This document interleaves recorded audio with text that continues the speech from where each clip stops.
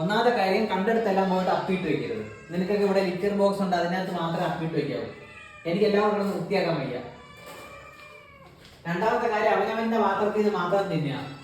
ഇവിടെ കിടന്ന് വിഷയം ഉണ്ടാക്കരുത്. ഇൻഡിവിജ്വൽ പാത്രങ്ങളുണ്ട്, അതിൽ മാത്രം കഴിക്കുക. രാവിലെ ആകുമ്പോൾ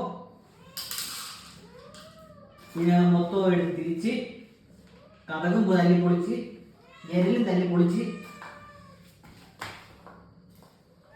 കണ്ടെടുത്തെല്ലാം പോയിട്ട് അപ്പിയിട്ട് വെള്ളവും തട്ടി മറിച്ച് ഒരു ന്യായമില്ല.